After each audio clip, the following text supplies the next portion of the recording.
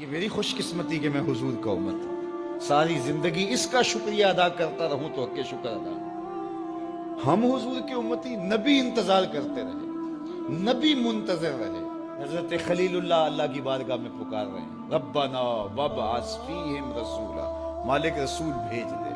وہ کہتا ہے لیسا بفظ ولا بغلظ، وہ ترشرو نہیں ہوگا، سخت مزاج نہیں ہوگا، ماتھے پہ شکنے لانے والا نہیں ہوگا، وہ پیار بانٹنے والا ہوگا۔ بس وہ آیا چاہ رہا ہے۔ حضرت عیسیٰ نے تو نام بھی بتا دیا نا، مبشرا برسول یاتی من بعد اسمہ احمد، لوگوں میں جا رہا ہوں، چلو نام بھی بتا دیتا ہوں، میرے بعد جو آنے والا اس کا نام احمد ہوگا۔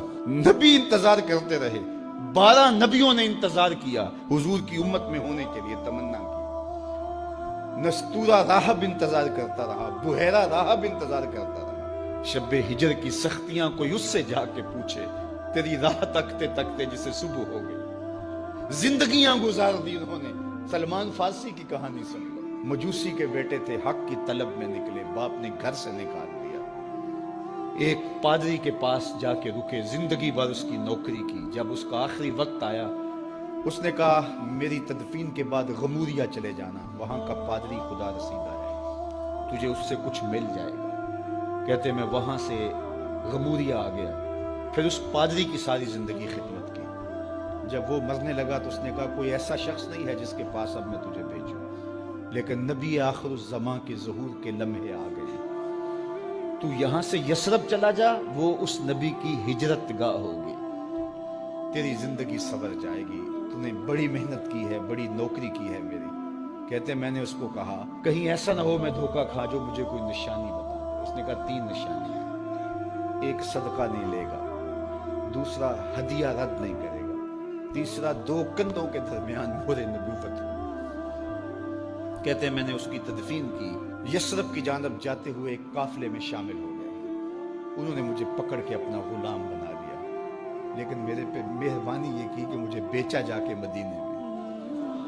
ایک یہودی نے مجھے خرید لیا، میں اس کے باغ میں گوڈی کرتا تھا، کام کرتا تھا، کھجوریں توڑتا تھا، لیکن میں انتظار میں تھا کہ کبھی وہ نبی آخر الزمان آئے تو مجھے دید ہو، کبھی عرش پر، کبھی فرش پر، کبھی ان کے در، کبھی در بدر۔ غم عاشقی تیرا شکریہ، میں کہاں کہاں سے گزر گیا۔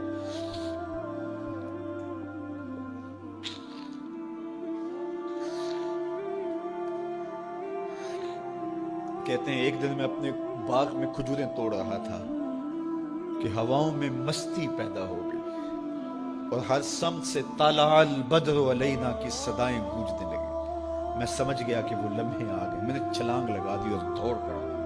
میرے آقا نے سمجھا شاید غلام بھاگ گیا، اس نے دوڑ کے مجھے پکڑ لیا۔ میں نے اس کو کہا کہ میں نوکر تیرا ہی ہوں، لیکن دل نوکر کسی اور کا ہے، میں بھاگوں گا نہیں، مجھے جانے دے۔ میں کچھ کھجوریں لے گیا تھا صدقے کی نیت سے، جا کے حضور کو پیش کی۔ آقا کریم نے فرمایا ہم نبی صدقہ نہیں لیتے۔ کہتے ہیں نشانی ایک پوری ہو گئی، کہتے ہیں کہ میں کچھ دنوں کے بعد اور کھجوریں لے گیا، اور میری نیت ہدیہ کی تھی، میں نے پیش کی، حضور نے قبول فرمایا۔ لیکن میں بھی کہتا تھا تیسری نشانی بھی پوری ہو لے تو پھر مانوں گا، اور وہ کیا تھی؟ 2 کندھوں کے درمیان مہر نبوت۔ کہتے ہیں ایک دن حضور میرے باغ میں آئے، اور آقا کریم نے اپنے مبارک کندھے پہ چادر رکھی ہوئی تھی، اور چادر کی اوٹ میں مہر نبوت چھپی ہوئی تھی، اور میں پیچھے ہو کے دیکھتا تھا، اور میری آرزو یہ تھی کہ کوئی تیز جھونکا ہوا کا آئے اور چادر ہٹ جائے اور میں مہر نبوت کی زیارت کر لوں۔ حضور میرے ارادہ قلب سے آگاہ ہوئے، فَأَلْقَى إِلَيَّ رِدَاءَهُ، حضور نے چادر اتار کے میری جانب پھینکی، اور پھر ایسے رخ کر کے فرمایا انظر الی ما امرت بہ، اس پادری نے جو بتایا تھا دیکھ لے آ کے۔ تو کہا میں نے دیکھا کہ حضور کے کندھوں کے درمیان۔